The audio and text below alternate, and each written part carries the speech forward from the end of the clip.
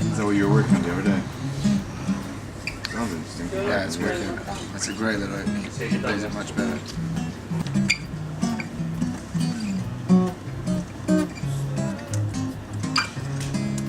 Okay, so I know that you're gonna be here next 14th May, playing in our country here in Madrid, and I would like you to explain us a little bit more about this new EP, Sweetheart. Just what do you feel when you're singing, when you're playing this? I mean, the reason for making this EP was kind of it came from a strange, it wasn't really planned. I was starting to really, after the last record, the last two records I made, we made them very live, very much. We locked us, I mean, the last album we did in 4 days in the studio, we just locked the door, played everything, I think at most 3 times, and then what we had is what we had. And this time I really wanted to start making an album that wasn't just about the live sound of the band. I really wanted to start finding a bit of a sound, because I've always put the priority on songs rather than the sound of an album. And this was the first time I wanted to really focus on the sound, and I was listening to a lot of Spanish, French and Italian music from the 60s, and that's kind of where I got the whole idea to sort of try and reintroduce a lot of those sounds that are used in that era, especially the Ennio Morricone kind of sound, and bring it into sort of this style that I already do, which is quite Californian from the 60s. And the first time I sort of set out in the studio to do this, these were the first 4 songs that we kind of wrote. They were all written and recorded in one day, like every song was recorded on the day it was written. So I wanted to really capture that feel of it, like writing a song in the studio, getting it recorded, getting the excitement of it was me and the producer just putting everything on it and letting it just kind of stay that way and not fix it and redo it 100 times and just kind of take it as what it is. And it's a bridge from the sort of old sound I used to do and the new stuff that will come out next year. That's cool. And probably this was the question that you heard most, and is how do you feel being the number 1 in the iTunes with your happy. It's really nice whenever there's, I mean, it's very rare to have a number 1 next to what we do, so it's lovely to be recognized. It's nice to know because this sounds cliche, but it's nice to know it's the fans that are buying. It's the people that are buying your stuff, and it's connecting, and people are liking it.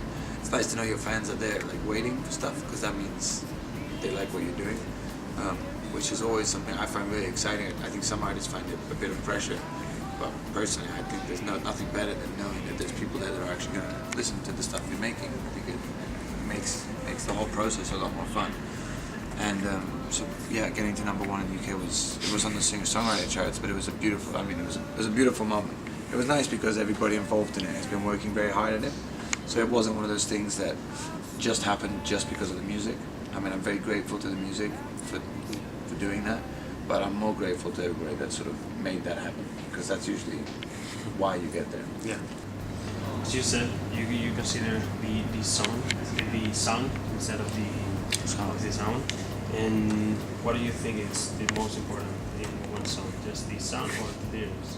I think it's always different. You know, I've made albums that focused on the song and purely the song, and the production was kind of secondary. It was just to complement the song, to hold the song up.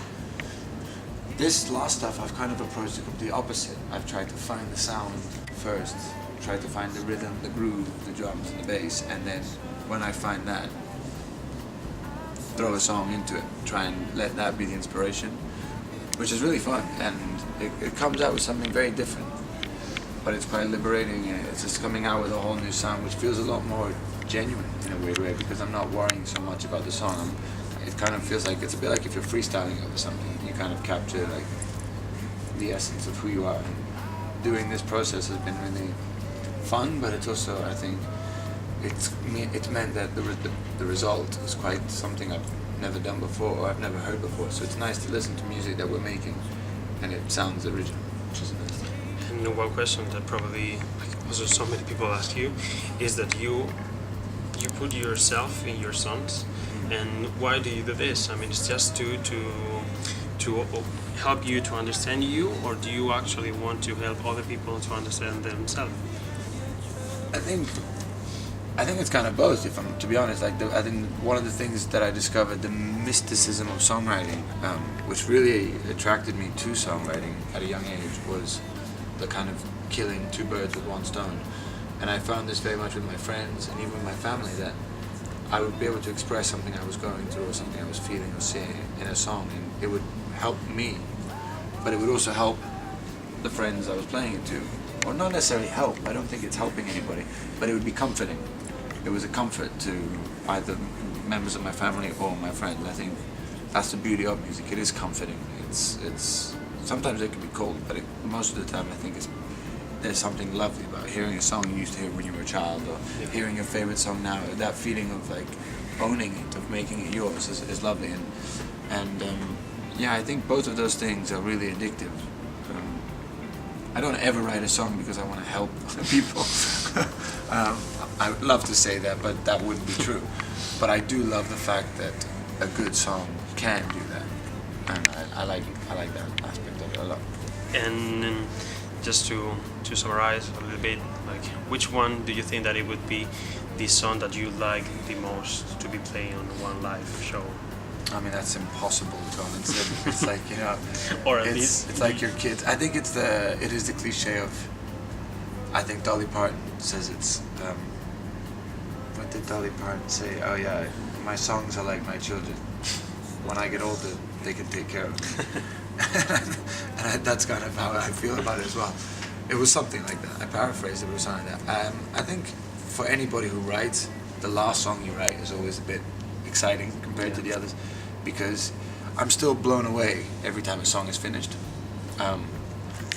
Not by the fact that I wrote it or anybody I wrote it with, that we wrote it, but just that a song is suddenly done, that finished, that feeling of like, there it is, wow, there is this song. I love that feeling.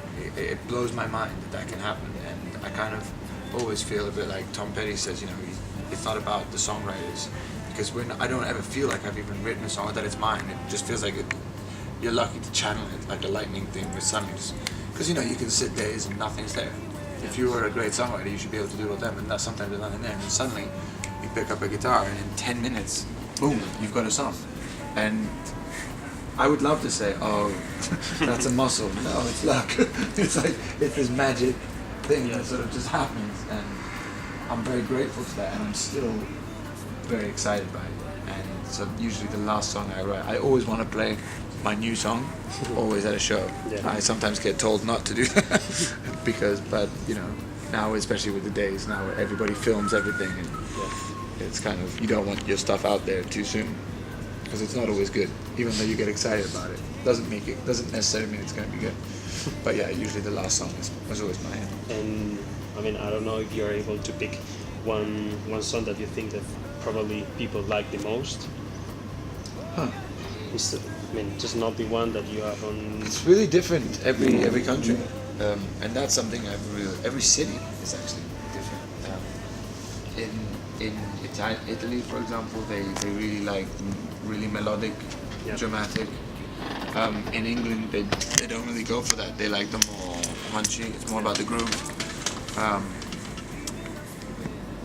I don't know, man. I'm curious to see in Spain which is the song. I can always tell in every country. In Italy, there's a song called Changes, which they like.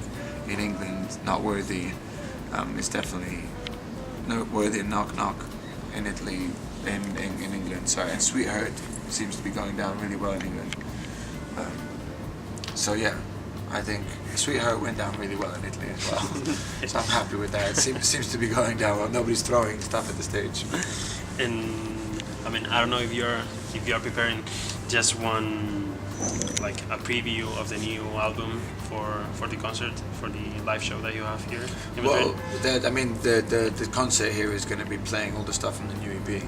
I'm going to be trying to sort of introduce that, and then for the actual album that's coming out next year, I don't think I won't be playing any of that stuff till much later on, probably till after the summer. This summer I just really want to play the hell out of all these songs on the EP, because we've been working on it for a while, and now they're alive, now we can play them, so it's quite fun to finally get to play these songs live, and they're new, and yeah, I'm just also curious to see how they work, what happens with them. Could you please just to our viewers just play preview? Thanks.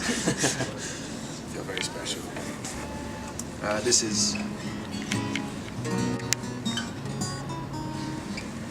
a sweetheart.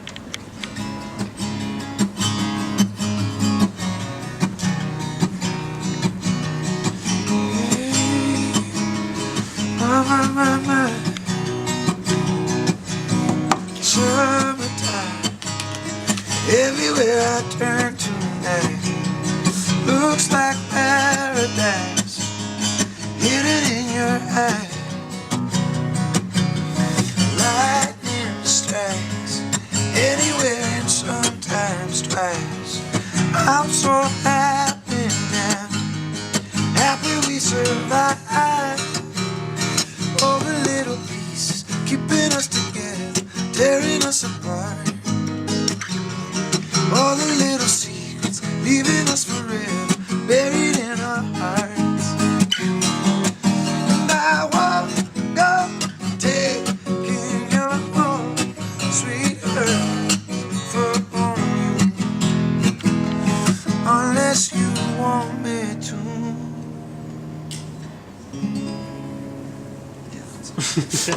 Cool. Hi to all my friends at Coolneeded. My name is Savoretti, and I'm looking forward to being here in Madrid on the 14th of May, I believe. See you at the show.